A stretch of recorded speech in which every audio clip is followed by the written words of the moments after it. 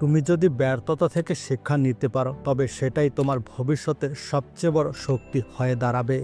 জীবন একটাই, ভয় পেয়ে নয়, সাহস নিয়ে বাঁচো। সময় অপেক্ষা করে না, তাই নিজের সময়কে কাজে লাগাও। পাহাড়ের চূড়ায় পৌঁছাতে হলে অনেকখানি উঠতে হয়, অনেকবার পড়ে গেলেও আবার উঠে দাঁড়াতে হয়। বিপদ আসবে, কিন্তু থেমে যাওয়া মানে হেরে যাওয়া। চেষ্টা করো, ভুল করো, আবার চেষ্টা করো, এটাই জয়ের রাস্তা।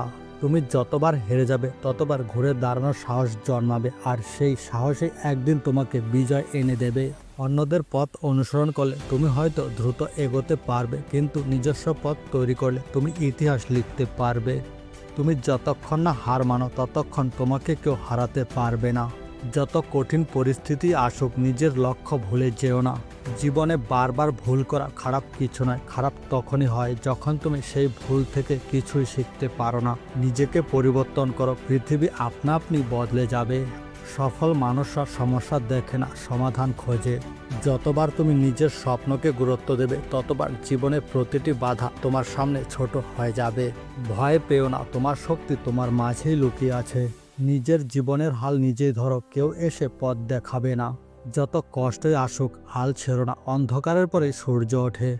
সবাই যখন বলে তুমি পারবে না, তখনই তোমার প্রমাণ করার সময়। জয়ীরা সবসময় সমস্যার মধ্যে সুযোগ খোঁজে, পরাজিতরা খোঁজে অজুহাত।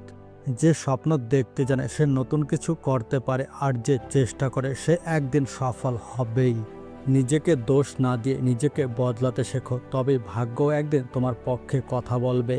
নিজেকে ছোট মনে করো না, তুমি যা পারো তা হয়তো এখনো নিজেই জানো না। স্বপ্ন বড় করো, কারণ ছোট স্বপ্ন মানুষকে বেশি দূর নিয়ে যেতে পারে না। যে কখনো কষ্ট সহ্য করেনি সে সাফল্যের স্বাদ কখনো পায় না।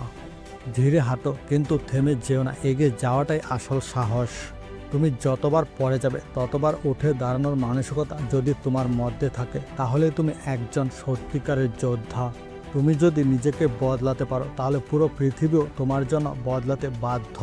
তুমি যদি থেমে যাও তবে স্বপ্ন তোমার থেকে মুখ ফিরিয়ে নেবে। তাই হাল ছেড়ে দিও না যতক্ষণ না জিতছ।